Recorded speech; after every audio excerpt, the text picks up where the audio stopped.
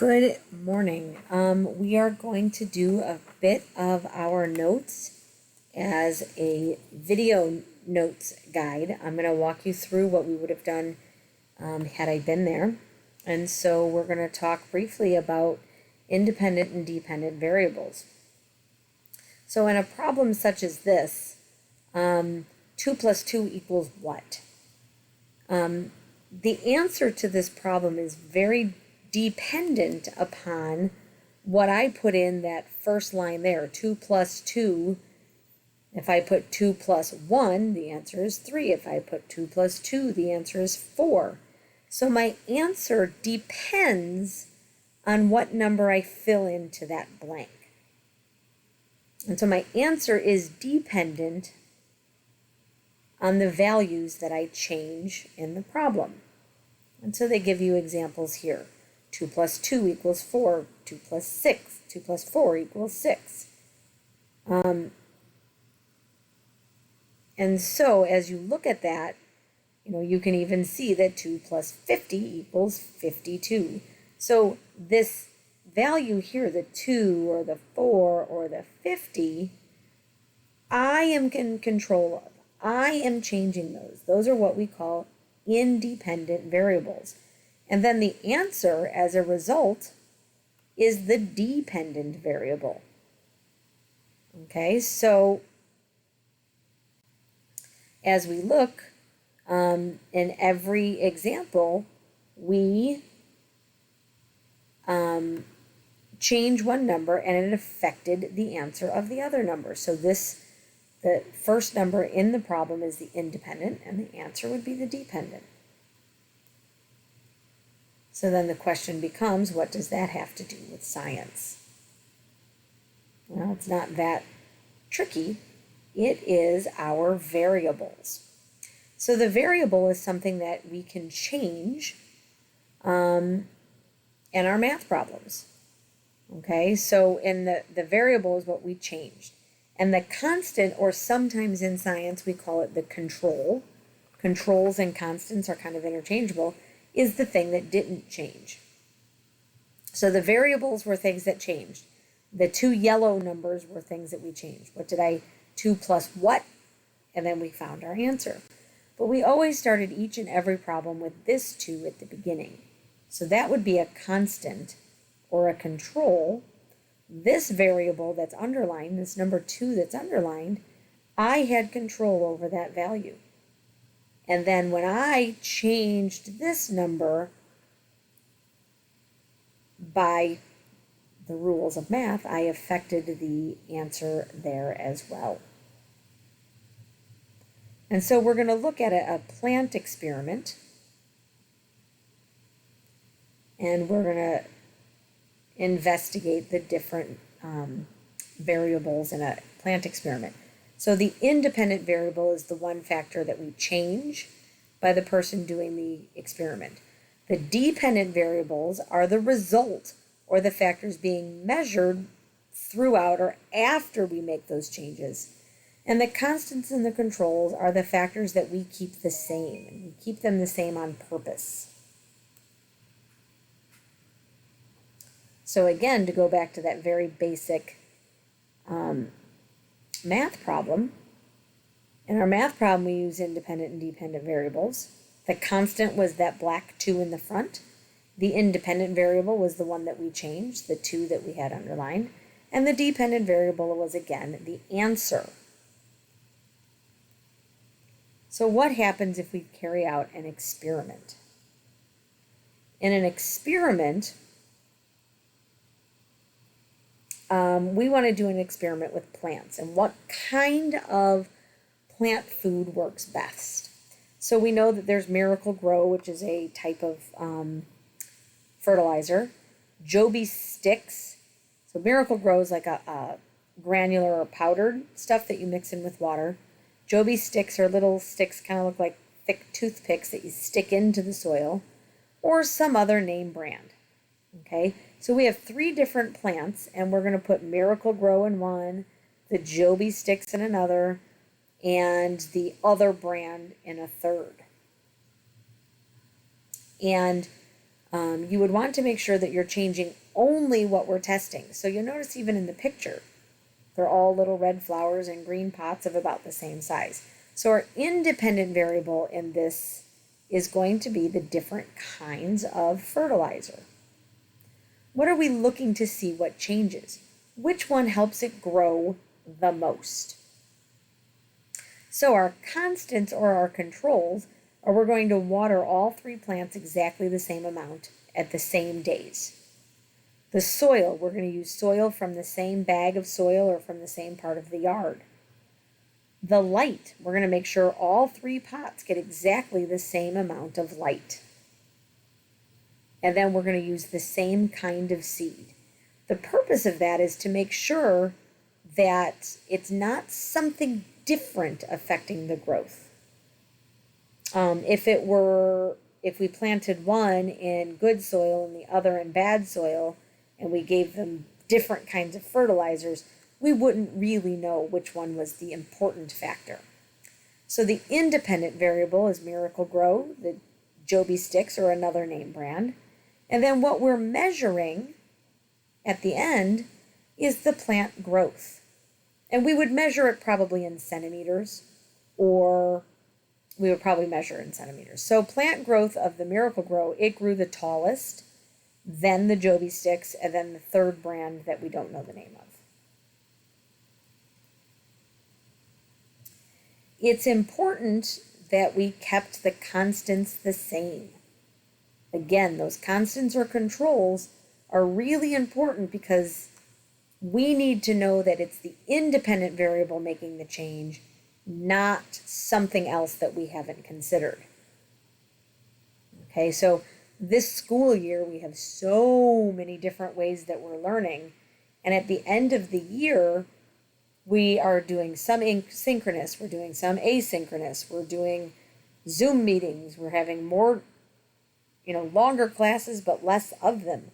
And so at the end of the day, if you do better or you don't know as much, there's 50 different things that we could consider. So it's important that we only change one variable at a time so that we really know which variable affected the health and growth of the plants the most. So the constants or the control, the same types of water, light, and soil. The independent variable, we changed the type of food plant or plant food. And the dependent variable was how well did the plant grow.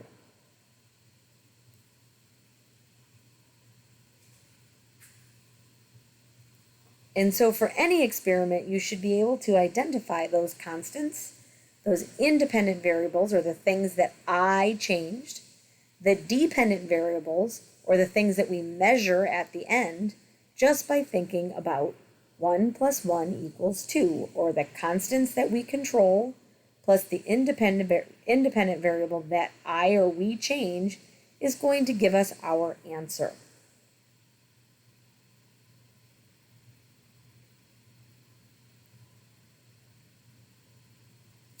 And now this video is going, but what I would like for the video, I would like for us to pause the video, and I would like for you to go into your synchronous folder in Canvas and find the assignment about variables.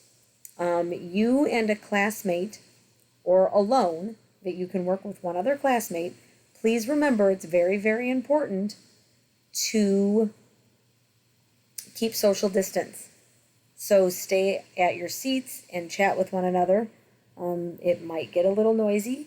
You might want to send each other messages. But what I'd like for you to do is I'd like for you to pick 2 scenarios off of the assignment. So there are more than 2. So if there's 4, you're only going to do 2 and you'll leave 2 blank. If there are 6, you are going to do 2 and leave 4 blank.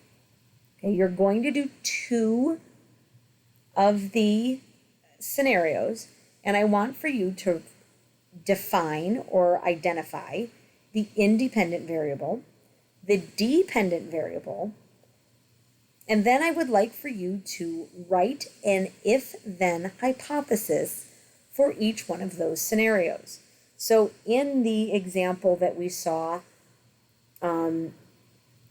earlier about the plant food and the plant growth, I would say the independent variable was the type of plant food. The dependent variable was the growth and health of the plant. And my if-then statement could be, if I feed daisy plants with Miracle-Gro Joby sticks and this other generic brand, then the plants given Miracle-Gro will grow the best. So I'm going to say if I change my independent variable, then I expect this to happen. Okay? So you'll write independent and dependent variable and if-then statement that gives your best prediction of what you think would happen for 2 scenarios out of all of the options chosen. Both people should write it on their own document and both people should submit it. I'm going to ask the sub to give you about 10 minutes, pause this video, and give about 10 minutes for that to happen. All right, welcome back. I hope you've submitted that information. And now we're going to look at some graphing information before you do a little bit of homework. Okay? The homework will be an assignment that's due next time we Zoom. So next Monday when we Zoom. Okay? So we're going to look at, and you're also going to do some graphing work on your asynchronous day. So there's 3 different kinds of charts that we might use in science or in any kind of representation of data. We could look at a pie chart, and a pie chart looks exactly like a pie. Pies are usually used to show percentages. This one was showing surface types, and 30% of the surface was dead wood, and 20% was something else.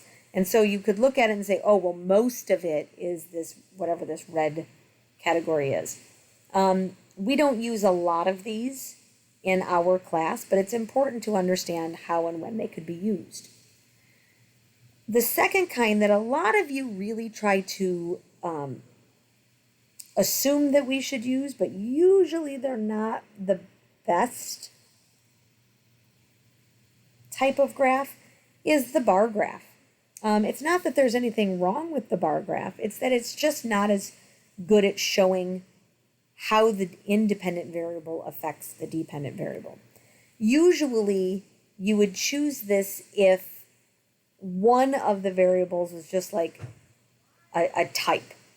How many kids in the class are wearing red shirts versus how many wearing blue shirts? What is your favorite after-school snack? You can't really measure Cheetos, but you can count how many people like Cheetos. Again, it's a good type of graphing to show the number of students who like pizza and the number of students who like hamburgers, but typically what we want to utilize in science will be the line graph. Okay, and with the line graph, there's a lot of information here. A line graph is commonly used to show changes over time or some sort of equal interval. So I might make measurements every 5 degrees. I might make measurements every month. I might make measurements for every gram of protein eaten, how many hours before I'm hungry again. So a measured increment of change would go on the x-axis, would be my independent variable, and then my dependent variable, again, is that measured change. They're the most commonly used graph in science because they help us see a relationship between those 2 variables. So if I increase one thing, if I increase the amount of fertilizer, do I get a taller plant?